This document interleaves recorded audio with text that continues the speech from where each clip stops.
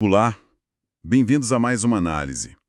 Hoje a gente vai fazer um mergulho fundo no que foi o ano de 2025 para a inteligência artificial. Olá. Nós partimos aqui da transcrição de uma entrevista bem longa com uma especialista em machine learning e a nossa missão é aquela de sempre, tentar separar o que foi realidade do que foi só hype, né? E 2025 foi um ano perfeito para isso, porque é um grande paradoxo, como você disse. Totalmente. De um lado, você tem a IA sendo citada como a causa direta para milhares e milhares de demissões, e do outro, essa mesma tecnologia super avançada falha em tarefas que são, assim, surpreendentemente simples. Chega a ser bizarro. Exato. É essa dualidade que a gente vai tentar desvendar. Onde a IA já é essa força transformadora e onde as expectativas, ainda não foram atendidas. Então vamos começar pelo ponto mais sensível, eu acho. O impacto na vida das pessoas. Empregos. Sempre o mais tangível, né? Exato. A nossa fonte aqui traz um número que, olha, me chamou muito a atenção. É de uma consultoria, a Challenger, Gray and Christmas. Eles apontam que quase 55 mil demissões nos Estados Unidos só em 2025 foram atribuídas diretamente à IA. É um número bem alto. E ele é só a ponta do iceberg, na verdade. Imagino, porque se a gente olhar o quadro geral, foram mais de 1,17 milhão de empregos cortados no ano todo. É o maior número desde a pandemia. A IA não é a única culpada, claro, mas ela está ali, como a justificativa de fundo em quase todas as grandes empresas de tecnologia. Sim, é uma justificativa mais sutil, né? Ninguém fala estamos te demitindo para colocar um robô no seu lugar. Não, claro que não. A Amazon, por exemplo, fala em eficiência operacional impulsionada por IA. A Microsoft diz que há uma redefinição de prioridades nesse novo cenário. A Salesforce ajustou equipes para focar em produtos com IA. É o famoso corporativez, né? Mas a IBM foi talvez a mais direta. Eles foram bem abertos. Eles falaram claramente sobre automatizar funções administrativas. Mas, e aqui tem um ponto importante, eles fizeram uma ressalva. Que é? Ao mesmo tempo em que cortam de um lado, surge uma demanda completamente nova por gente que é especializada em IA. Não é uma troca simples de um por um. É uma reestruturação do perfil profissional que o mercado busca. E tem um estudo do MIT, que a fonte cita, que é assustador.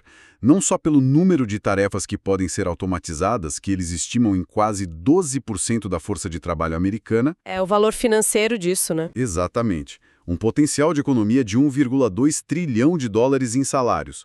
Com um incentivo desse tamanho, a pressão para automatizar deve ser, assim, absurda. É gigantesca e o padrão que a gente vê é muito claro. As empresas usam termos diferentes, mas o motivo, no fundo, é o mesmo.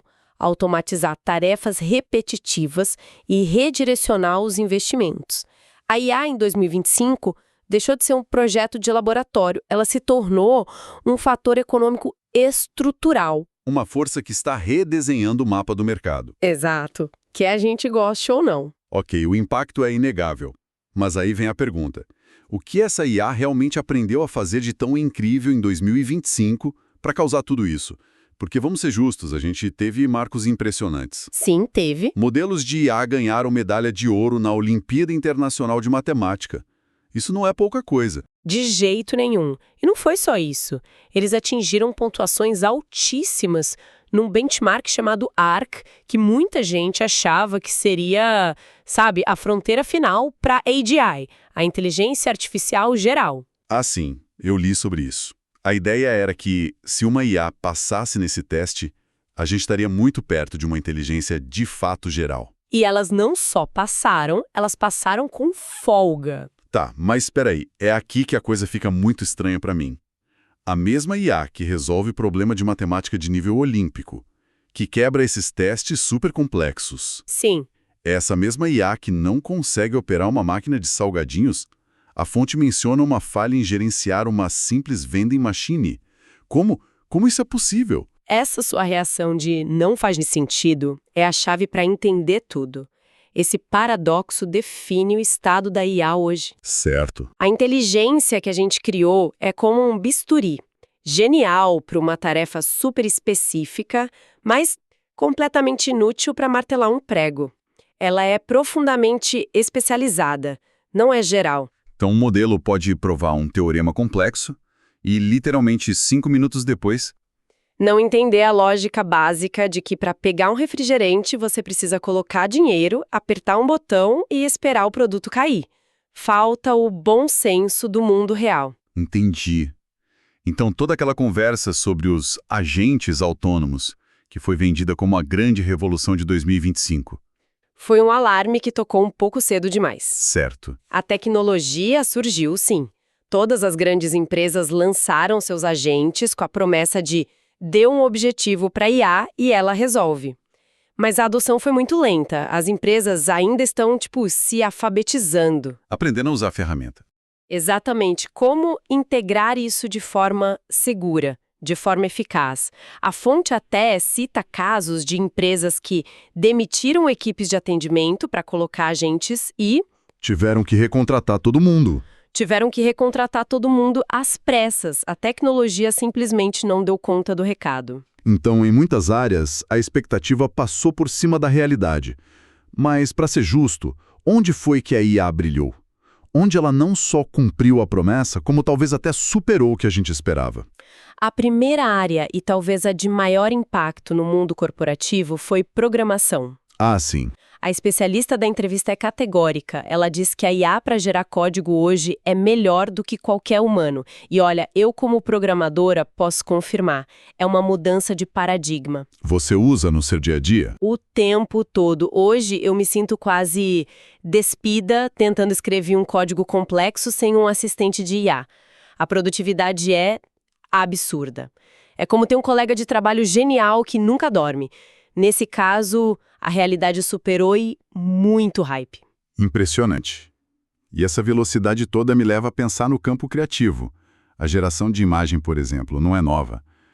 Mas 2025 foi o ano em que ela virou banal, né? Totalmente. Foi o ano da consolidação. A fonte cita exemplos que todo mundo viu por aí. Aquela febre de imagens no estilo Estúdio Ghibli, ou o lançamento do modelo Nano Banana do Google, que tinha uma qualidade fotográfica assustadora. E o resultado é que a gente nem nota mais. A gente nem nota. A arte de IA está em todo lugar. Em sites, capas de livro, thumbnails de vídeo. Deixou de ser novidade para virar infraestrutura básica. E essa consolidação da imagem abriu a porta para as duas grandes fronteiras de 2025, que eram vídeo e música. Foi o ano em que isso finalmente aconteceu de verdade. Sim, principalmente em vídeo. O grande destaque foi o VO3 do Google. E por um motivo técnico que faz toda a diferença. Qual? Ele já gera o vídeo com o áudio sincronizado. Quem já editou vídeo sabe que sincronizar som é um trabalho infernal. Ao fazer isso automaticamente, ele resolve um dos maiores gargalos da produção. E na prática, o que isso significou? Significou que a gente começou a ver os primeiros comerciais, os primeiros vídeos promocionais feitos 100% por IA. E aqui o fator decisivo é o custo. É muito mais barato gerar uma cena com IA do que alugar equipamento, contratar equipe, fechar a locação. A disrupção aí vai ser brutal. E muito rápida. E na música? O marco foi ver artistas de IA no topo das paradas, né? Na Billboard, no Spotify, isso é gigante. É gigante e é muito mais complexo, por causa de toda a estrutura de gravadoras, direitos autorais. Certo. Mas o sinal mais importante de 2025, segundo a fonte, foi que a conversa mudou. Em vez de só processar os criadores de IA, o Spotify e algumas grandes gravadoras começaram a negociar um modelo de compensação. Exato. Como compensar os artistas humanos cujas vozes e estilos foram usados no treinamento. O fato de estarem negociando um modelo de negócio em vez de só brigar na justiça é o maior sinal de que a tecnologia veio para ficar. Certo. Então, resumindo, temos uma IA que é genial em programação e nas artes, mas péssima em tarefas do mundo real. O que nos leva de volta à questão da AGI. Se ela é tão boa nessas tarefas, o que exatamente está faltando? A fonte aponta 2 gargalos principais. Sim, e são 2 problemas enormes. Deixa eu ver se eu acerto um deles. Tem a ver com o fato de que a IA parece ter amnésia. Cada conversa com ela parece começar do zero. Você acertou em cheio o primeiro e talvez o maior gargalo. A memória de longo prazo. As IAs atuais operam numa janela de contexto muito, muito curta.